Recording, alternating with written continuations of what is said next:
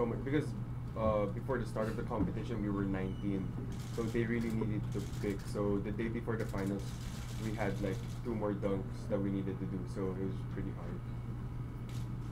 How did you pick the kind of dunks that you do? Tapos sabi mo sa akin kanina, nagulat ka na ikaw nanalo, bakit? Because I was talking to my teammates, because yung teammates ko talaga yung nagtulong sa amin.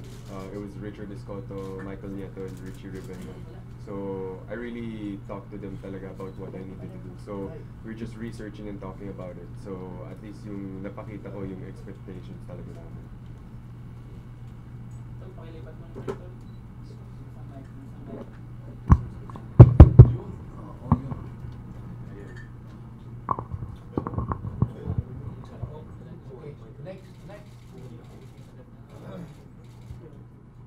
Abak. Yeah, it was. Well, medyo pantay because the last time I was the youngest nga, so it's more pressure on me. And sa ngayon, it was more pressure pa rin because I was the defending champion. So it was pretty tough this year as well.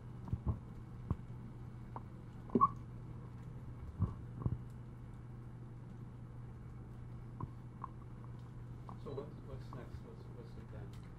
Sa ngayon, I'll just go back to LA, start practicing, go sa mga ibang camps, and just focus on my mga games. Okay, I know you have one more year in high school. Mhm. At this point, inisip mo na ba yung magiging experience mo when you become a Bruin? Sa ngayon, hindi pa because I still have one more year in high school, so I just want to focus on what I need to develop on and what I need to work on para gumanda laro ko. How big was it na kasama mo si Benji? It was cool because it's been a long time na my dad hasn't watched me played, so at least he gave me advice to the team na like what we needed to do to excel our game. So I really wanted talaga na maka-excel kami sa next round, and sana nga we went to the final 16 because that would have been better than the dunk contest because I really wanted to be with my teammates and to enjoy the moment. May binigay pa sa'yo advice si Andre before the games began? We were just playing, so he just told me to just do well and just play my game. Coach Benji, putting on your analyst hat, anong nakita mong development sa game ni Kobe ever since nung last year tsaka ngayon? Ano malaki yung development? Well, malaki kasi una kasi simulan natin nung nanggaling siya rito kasi sa naglalaro siya for high school problema kasi with his height, they need to change his position to big man, pero yung position niya talaga is comfortable playing 2 and 3. So kaya nung pagdating niya dun sa LA, nung nakita yung laro niya, they didn't change his position. So yun ang pinagawa sa kanya, 2, 3, minsan pinagwa 1 siya. So mas na-develop niya kasi he's playing with quicker and tougher players hindi lang doon sa Cathedral, but nakikita ko is nag-i-improve siya doon sa tournament nila sa AAU kasi it's a selection of players na nagko-compete sa iba-ibang lugar.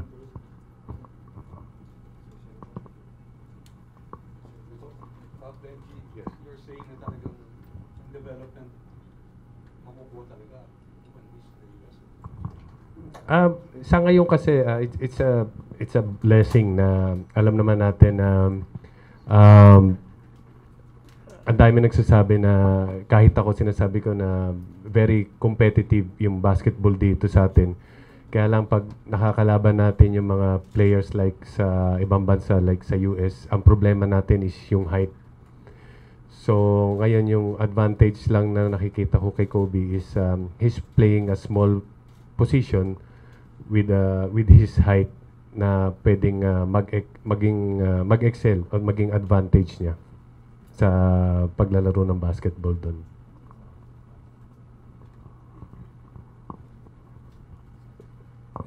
Kobe, can you be more particular sa points na which you want to further develop? I would develop in everything because as of now I'm not contented with my game. Just like what every player says, they want to practice and become better each and every day. So I'll do the same and just focus on every detail and every aspect of the game of basketball. Because just like in the pros, they practice every day. So they don't just stay contented with what they have. So they just keep on working. So you're not thinking of being an offensive player? Like, Oh yeah, I'm focusing on my defense as well because just like what they say, defense wins championships. So that's one thing I really focus on is my defense because in a game, offense comes from defense. So I just focus on that, and that's what all the coaches say. Yung shooting percentage mo improved dramatically. What did you do to improve on that? I just kept practicing, just like in my school, because we have shooting drills, and there kasi mas mabilis eh. Like the pace of the game in the States, as you saw now, mas mabilis. So, dun lang talaga namin finocus yung shooting ko. We do drills that we'll do in the game. So, it's like game-like situations, yung mga shots na pinapractice namin. Kobe. Hi, Kobe. Dito po our Instagram. Okay. ikaw din ulit sa style and also yung thing sa UCLA. Dahil yung sabi, NBA material. So, how do you handle this?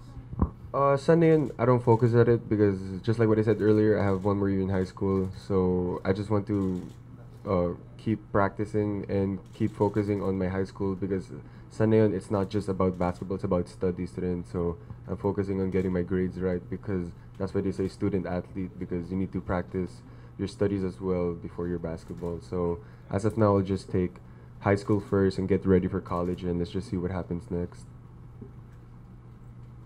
Bench. Maraming players from high school, like Kobe Bryant and the other players na from high school tumalo ng NBA. There's a possibility na pwedeng mangyari sa kanya. Is that something na pinag-uusapan in case a really good offer from a team comes along before college? Actually, hindi pa kami dumarating doon. Ang lagi ko lang sinasabi sa kanya is always take one step at a time. Nanggaling ka rito, nakapaglaro ka sa States, then tapusin mo muna yung high school mo, develop your skills, and in preparation for your college. So, pag nakarating ka ng college, then that's the time na you should focus on your next step. So, kaya sa ngayon parang hindi pa namin napag-uusapan lahat yun. Sa ngayon, we were just thankful na sa blessings na dumarating sa kanya. Kobe, how do you cope with life in the States 2 years after that movement? It was different, just like the environment there wasn't like here na. It's just maliit and people here like speak different languages. So there talaga I just needed to speak English. So at least it was easy. It was just like here. I'm sociable naman, so it's easy to talk to people. So that was one thing that you need talaga sa States is to be sociable because in the States it's not like here na you need to pick and choose the people you talk to. There it's okay naman. Duktong ko lang doon kasi yung hindi niya na-mention na compared dito sa tournament that we only play one game a day. Doon kasi in tournament nila it's like they are playing 2 to 3 games in one day. And minsan nagulat nga ako, they have a game in the afternoon. They will practice in the morning for that game in the afternoon. Pero may game pa sila sa umaga. So before the game, nagpa-practice sila para do sa game nila sa afternoon. Pero may game pa sila in between. So ibig sabihin, ganun kahirap. So kaya nakikita ko na talagang ang unang nade-develop dito is yung resistensya ng players. And pangalawa is yung pagiging matibay. Benji, do you feel na kailangan talagang kasama ka ni Kobe? Hindi naman. Nung nasa States naman siya, pinaubaya ko na siya dun sa coach. And kaya naman ako sumama dito sa kanya dahil meron naman akong time, kakatapos lang ng trabaho ko and gusto ko rin namang kahit papaano makanood, makasama at makita kung ano yung nangyayari. So kasi ang tagal niya nang naglaro sa States, nakanood lang ako sa kanya ng game. Actually, mga dalawa lang. Sa whole sa 2 years niya sa nagstay sa States, 2 games lang ako nakanood. And if there's any or some aspects in your game nung laro mo nung when you were at your best, alin doon ang mga tingin nakikita mo dito? Iba kasi. Yung unang-una kasi yung position niya, he's playing guard. He can shoot from the outside. Kaibahan naman sa akin, puro ko sa loob. And I concentrate on getting rebounds and posting up. So magkaiba yung laro namin. Pero during your time, you were one of the very few big players na who can dribble post to post and go for the net. And dunk also. Opo, nagkaroon lang ng sa training namin with Coach Jolly pa. During kasi nung time namin when you were in high school, pag sinabing big man ka, just rebound, get the ball, then pasa mo, don't dribble. Pero nung naki-coach kami, Coach Jolly pa, dinevelop niya yung dribbling lahat. Kumbaga lahat equally. You can shoot from the outside, you can dribble. So you want to see that in Sa akin, yun ang una niya na-develop yung dribbling skills. Kobe, may I ask a question? How much has your dad influenced you as a person and in terms of your game? A lot actually, because nga, he's been through more than what I have, so he experienced a lot more. So he just guides me if I have a hard time, and whenever I need help, he's just there to tell me stuff. And off court naman, he just tells me to stay humble and just to focus on where I came from, because if there was someone in my situation, they would use the most out of it and do what I'm doing right now. That is to represent my country, my family, and everyone who's supporting me. By the way, who do you decide on the dunks you did in that tournament, or did he influence you? Because I know the last dunk, you changed your mind at the last minute. Tama ba yan? Not actually, because I made a list with my teammates. Okay. I made it with Richie, Richard, and Mike. So we really focused on what to do, because we didn't want to do something super like fancy na it won't even get that much points. So we just focused on the points talaga. Like we really did math on it just so I could see like the outcome of what's gonna happen. Were you a little bit surprised that Felton and the crowd were complaining about the points they gave you for your previous dunk? Did that bother you in any way? Oh, No, actually, because it's the judge's decision. So whatever the decision is, I'm gonna focus on it and just accept it. Because in life, if you don't get something you like, you don't just complain about it. You just move on and continue what's gonna happen next. And as you saw, I won. So it was just really a blessing for me and for my teammates na nanalo ako. So that was the main goal, to make the country proud, to make my teammates happy, and just for everyone who supports me to appreciate what I did. how much did it mean to you yung mga suporta galing sa dito sa Pilipinas? It's crazy. On the social media was fantastic, right? I just feel lucky enough to have people who support me, because not everyone has a support base like that. So I just appreciate it, and I just feel loved about it. So I just want to say thank you to everyone who supports me, and I appreciate it. Actually, hindi lang po dito. When Kobe's playing abroad, like yung Cathedral will visit a school that they will play. They're supposed to be underdog, pero it's the other way around. Kasi the Filipinos and the Philams, they all go there to watch Kobe. So yung crowd, nagiging favorite yung team nila instead of the home. At magkaroon ng home court advantage yung team na kalaban nila. Alam mo So- na, even when during the slam dunk competition, Rhea Navarro was watching in Qatar, and she was following it avidly and tweeting all the time. And so many Filipinos from the Middle East were watching and tweeting. So that's what does that do to your spirit when you're competing, Kobe? What does that do for you? It lifts me up talaga because not every team or person has people that support them in a way that they do to me. So it just really pumps me up and makes me really excited to play for them and to just make them proud.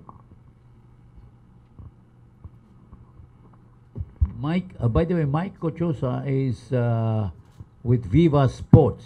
So I just want you to get to know him. Mike, he is known in boxing, but basketball also, he likes the sport. Mike?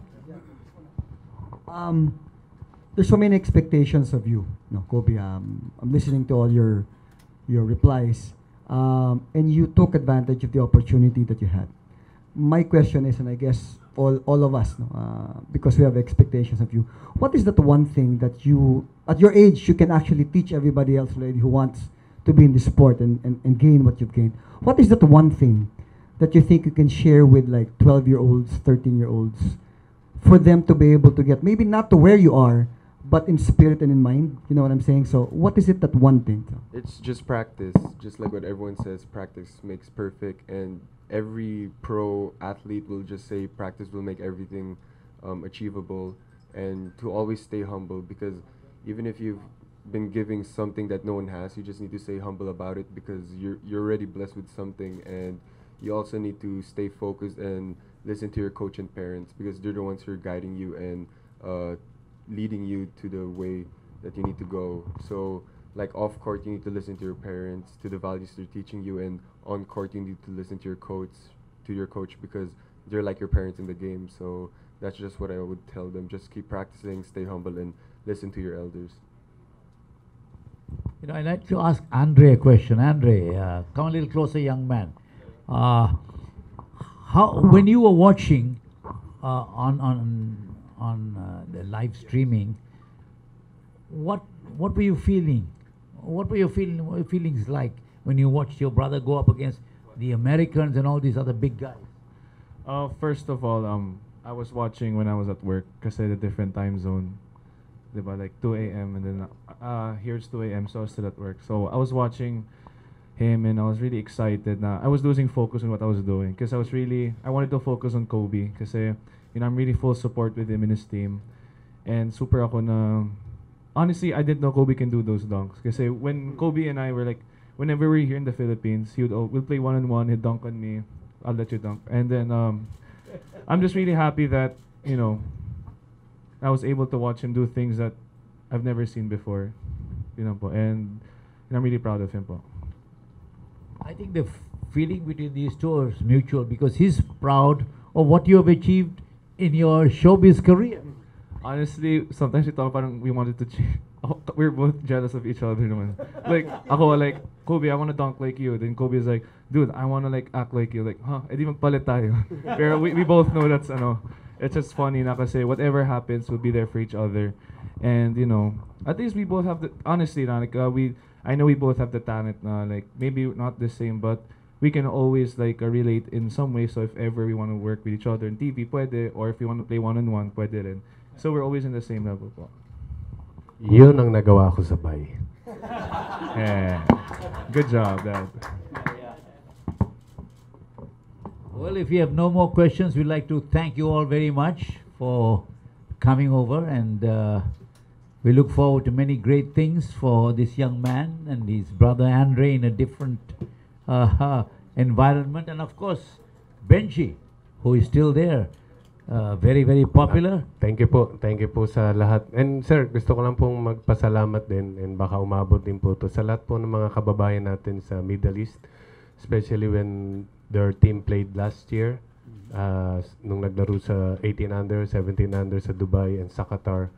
Nakikita natin na grabe yung suporta ng mga tao, and yung mga ibang tao ron talagang dumadayo just to support them. And alam natin yan, even in Gilas, lahat ng mga tao talagang sumusuporta sa lahat. So maraming salamat. Yun ang maganda, Benji, tungkol sa yung Filipinos abroad.